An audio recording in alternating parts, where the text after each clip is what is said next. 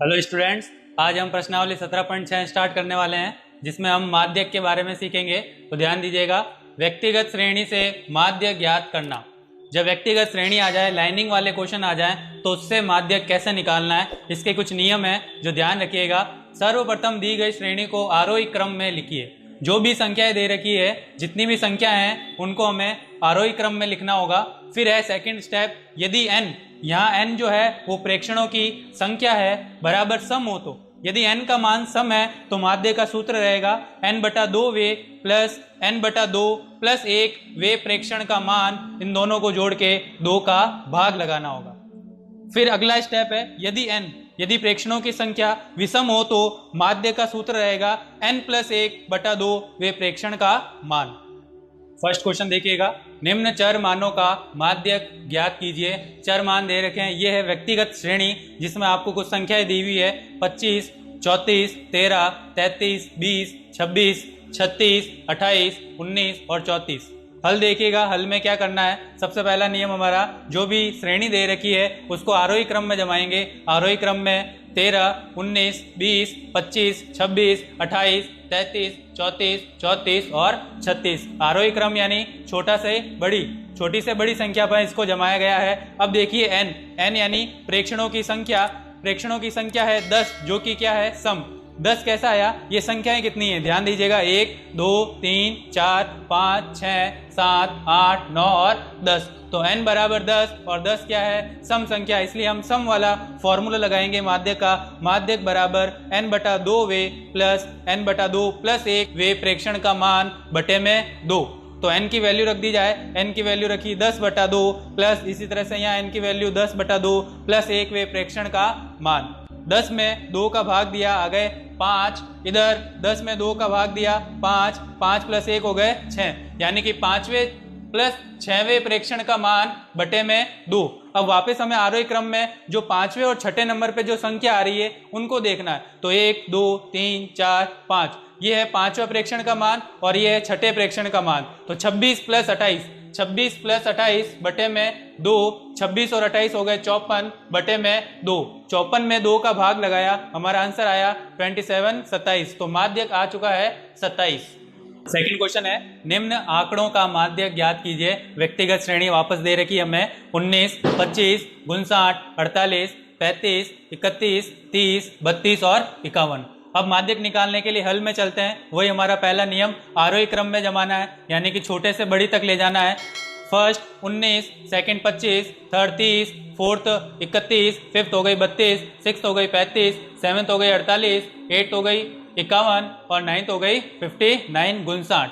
इस तरह से n जो है प्रेक्षणों की संख्या वो 9 आ रही है और 9 क्या है, विषम। तो हमें माध्यक का विषम वाला फॉर्मूला लगाना है। माध्यक बराबर n+1/2 वे प्रेक्षण का मान, यानी कि n की वैल्यू n की वैल्यू रखी जाए, n 9 + 1 बटे में 2 वे प्रेक्षण का मान। 9 और 1 हो गए 10, 10 में 2 का भाग लगाया, आ गए 5, यानी कि 5वें प्रेक्षण का मान ही हमारा क्या होगा, माध्यक। तो आरोही क्रम में जो 5वें नंबर पे देखा जाए, 5वें पे कौन है, 1, 2, 3, 4 और 5, यानी कि 32। 5वें नंबर पे 32 आ रहा है, अतः माध्यक बराबर हो जाएगा 32। क्वेश्चन नंबर थर्ड, निम्न बंटन का माध्यक ज्ञात कीजिए। क्वेश्चन नंबर थर्ड में हमें अवर्गीकृत बारंबारता सारणी दे रखी है, जिसमें प्राप्तांक दिए हुए हैं और विद्यार्थियों की संख्या बारंबारता दे रखी है। प्राप्तांक 15, 20, 25, 30, 35, 40, 45 और 50, उनके लिए बारंबारता दी हुई है 2, 8, 16, 26, 20, 16, 7 और 4। इस तरह से आपके पास अवर्गीकृत बंटन सारणी आ जाए और आपको माध्यक निकालना है, तो देखिए हल में हम क्या करेंगे। हल में वही प्राप्तांक जो सवाल में दे रखा है, वही विद्यार्थी संख्या जो सवाल में दे रखी है। विद्यार्थी संख्या बारंबारता है, एक नई टेबल और बनानी है, CF, जिसको बोलेंगे हिंदी में संचयी बारंबारता।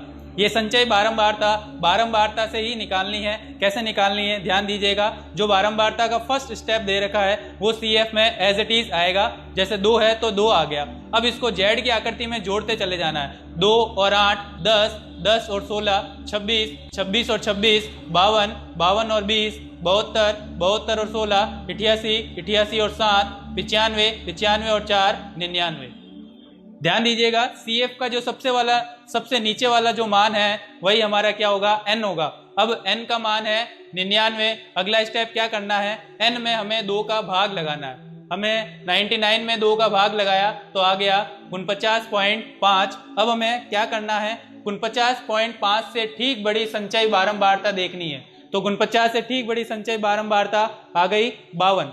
तो 52 है और 52 के जिसका संगत पद मान कितना दे रखा है 30। तो 52 के लिए देखिएगा 52 का संगत मान क्या दे रखा है, ये 30 दे रखा है। तो आपका आंसर आएगा अतः माध्यक बराबर 30। क्वेश्चन नंबर 4, निम्न बंटन का माध्यक ज्ञात कीजिए, जिसमें हमें अवर्गीकृत बारंबारता सारणी दी हुई है। फिर से बच्चों की संख्या और परिवारों की संख्या 0, 1, 2, 3, 4, 5 और 6। परिवारों की संख्या दे रखी है 10, 35, 27, 17, 6, 3 और 2। तो हल देखिएगा, माध्यक निकालने के लिए बच्चों की संख्या जो सवाल में दी हुई है, परिवारों की संख्या जो सवाल में दे रखी है, ये है हमारे बारंबारता। अब हम एक नई टेबल बनाएंगे संचयी बारंबारता CF की, जिसमें हमें क्या करना है, बारंबारता का पहला मान जो 10 दे रखा है वो 10 एज इट इज लिखना है। फिर जेड की आकृति में जोड़ते चले जाना है। 10 और 35, 45, 45 और 27, 72, 72 और 17, 89, 89 और 6, 95, 95 और 3, 98, 98 और 2, 100। जो भी CF की टेबल में लास्ट वाला मान आएगा वो है हमारा कैपिटल N।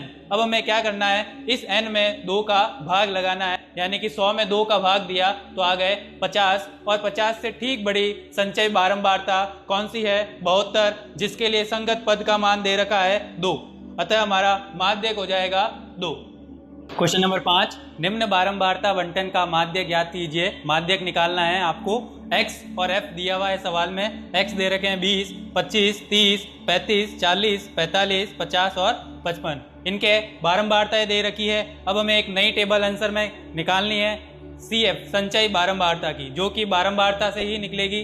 बारंबारता का जो पहला मान है वो वैसे का वैसा एज इट इज CF के पहले स्थान पर आएगा। उसके बाद जो है जेड की आकृति में हमें जोड़ते चले जाना है। तो 14 प्लस 28 हो गए 42, 42 प्लस 33 हो गए 75। इसी तरह से आगे 75 प्लस 30 105, फिर 125, 140, 153 और फिर 160।